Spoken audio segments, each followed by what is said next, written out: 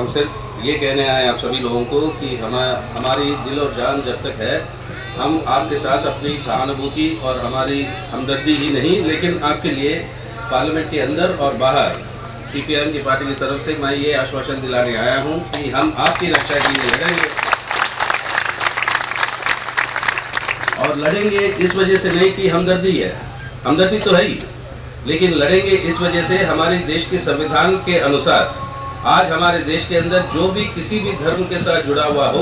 उसको बराबरी का हक है, और उस हक का कोई भी उल्लंघन करेगा वो उल्लंघन को हम नहीं सह सकेंगे और उसके खिलाफ लड़ेंगे, अपने देश को बचाने के लिए, अपने देश की एकता और अखंडता को बरकरार रखने के लिए। ये अलग बात है, कई लोग कहते हैं कि हम भी तो क्रिश्चियन मिशनरी स्कूल और कॉलेज में पढ़े और उसके वजह से, पढ़ने के वजह से हमारे पास सहानुभूति है, ये बातें भी हमें सुनाई दे रहा है, कुछ नेताओं की तरफ से बोला गया। सिर्फ आपके स्कूलों में पढ़ने से सहानुभूति नहीं, आपके कार्यचरण में बताइएगा कि आप इनको बराबरी का हक देने के लिए तैयार हो कि नहीं। अगर नहीं हो तो इस संविधान में आपका कोई अस्तित्व इस संवैधानिक व्यवस्था में आपका है। आज आपके नेशनल माइनॉरिटीज कमीशन के चेयरमैन साहब भी कहे, कर्नाटक के अंदर जब जाकर उन्होंने दौरा लगा के आए और जितने हमारे क्रिश्चियन भाई बहनों के ऊपर जो जुल्म हुआ, जो हमले हो रहे हैं, उसके बाद में वहां पर पब्लिक डिमांड के चलते हुए वहां की बजरंग दल के कन्वीनर को अरेस्ट किया गया, लेकिन अगले दिन ही उन्हें बेल पर छोड़ दिया गया, जबकि अपने क्रिश्चियन भाई जिनके ऊपर हमला हुआ, जिनको गिरफ्तार किया, वो आज भी जेल के अंदर पड़े हुए हैं। तो इससे साफ नजर आता है कि सरकार की जो पक्ष है वो निष्पक्ष नहीं है, वो जो है अपने क्रिश्चियन के खिलाफ है। और उड़ीसा और कर्नाटका के अंदर जो हो रही, ये पहली बात नहीं है। जहां तक आज ये हिंदुत्व के नाम पर जो राजनीति अपने चलाना चाहते हैं, पहले 10 साल पहले ये शुरू हुआ था आपके डांग्स में, गुजरात के अंदर,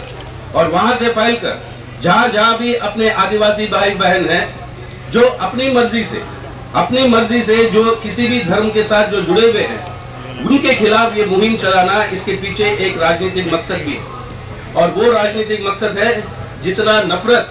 धार्मिक अल्पसंख्यकों के खिलाफ आप फैलाओगे, उतना ही ज्यादा वो अपना हिंदू वोट बैंक को मजबूत करने की पूरी कोशिश, यानी अपनी राजनीतिक स्वार्थ के लिए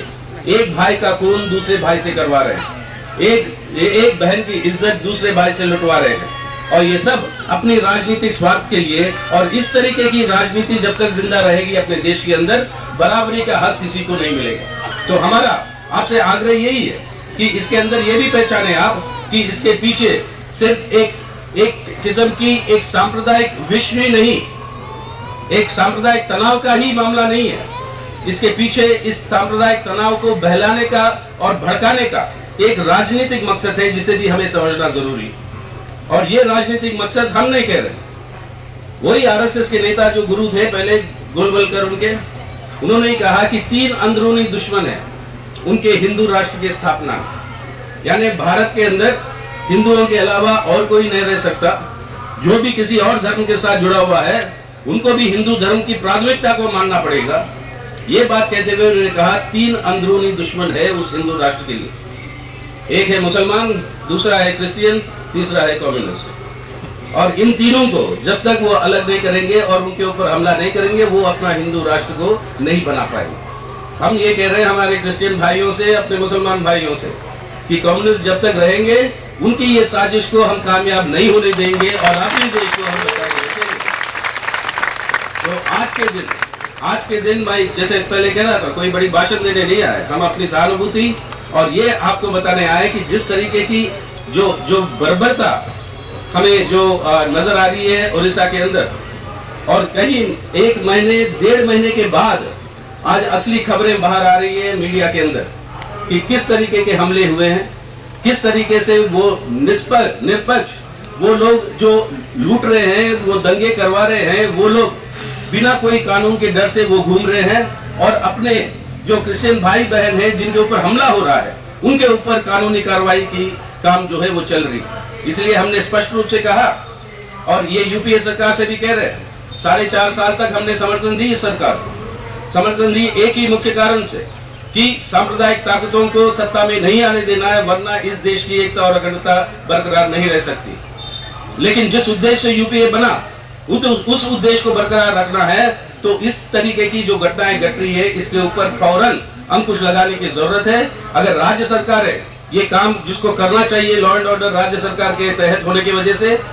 अगर वो नहीं कर रहे, तो केंद्र सरकार अपनी जिम्मेदारी से पीछे नहीं हट सकती है और केंद्र सरकार को भी इसके अंदर हस्तक्षेप करके ये इस व्यवस्था को सुधारने की जरूरत है। और ये मांग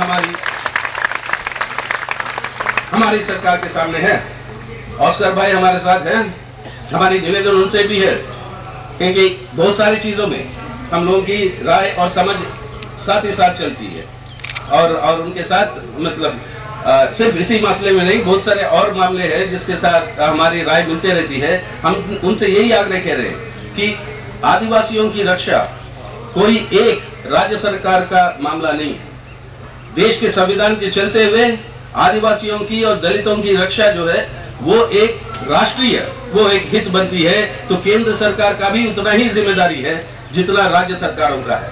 तो आज इन दोनों राज्य सरकारों के ऊपर हमें पता है केंद्र सरकार की तरफ से कुछ पहलकदमी ली गई, लेकिन उसके बावजूद ये हमले बंद नहीं हो रहे। लेकिन इसको बंद करवाना है तो जो भी कदम केंद्र सरकार उठाएगी इस मामले को बंद करने के लिए, उसकी पूरी समर्थन सीपीआईएम करेगी। और ये आश्वासन जो है हम केंद्र सरकार को देने के लिए तैयार। तो आज के दिन फिर दोबारा एक पार्टी की तरफ से नहीं, एक हिंदुस्तान के नागरिक होने की वजह से हम आपके बीच में हैं।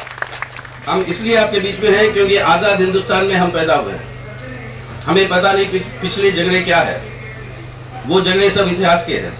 हम चाहते हैं भविष्य, हम नहीं चाहते हैं मतलब हमारे भूत और भूत